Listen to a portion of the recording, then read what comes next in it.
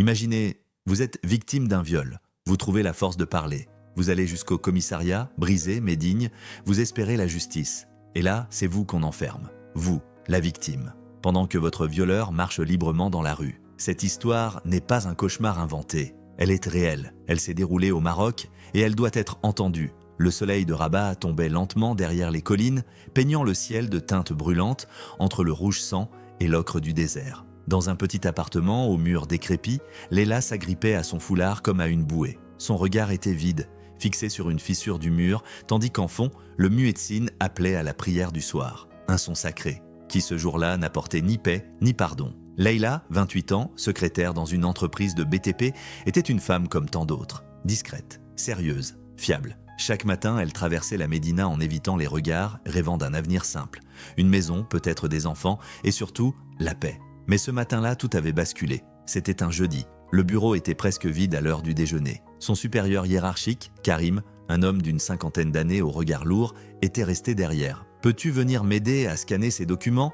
était-il. Sa voix était douce, presque courtoise. La suite, Leila s'en souvenait comme dans un rêve brisé. La porte qui se ferme, le cliquetis de la serrure, l'odeur étouffante de sueur et d'encre, ses cris étouffés, ses vêtements déchirés, et ce poids insupportable sur son corps, sur sa dignité. Quand ce fut fini, Karim avait remis sa chemise et dit froidement « Tu diras rien, sinon c'est toi qu'on accusera ». Elle était restée sur le sol, tremblante, des gouttes de sueur et de honte mêlées sur sa peau. Un silence assourdissant lui martelait les tempes.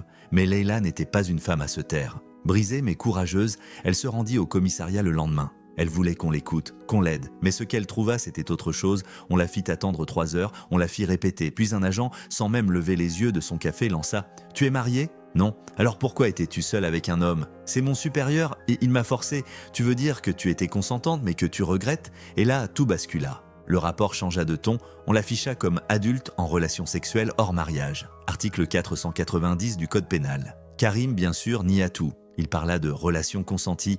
Et l'ironie, ou plutôt l'horreur, c'est lui qu'on crut. Le tribunal statua. Leila, coupable d'adultère, 6 mois de prison. Karim, acquitté. En cellule, Leila partageait son matelas avec les cafards. Chaque nuit, elle revoyait son agression. Et cette fois, c'était le visage de la juge qui se superposait à celui de Karim. Des femmes, des hommes, des lois, tous complices de son silence imposé. Mais au dehors, la nouvelle fuyait. D'abord un tweet d'une militante féministe, puis un article, puis des centaines. Les rues de Casablanca et Rabat s'emplirent de pancartes.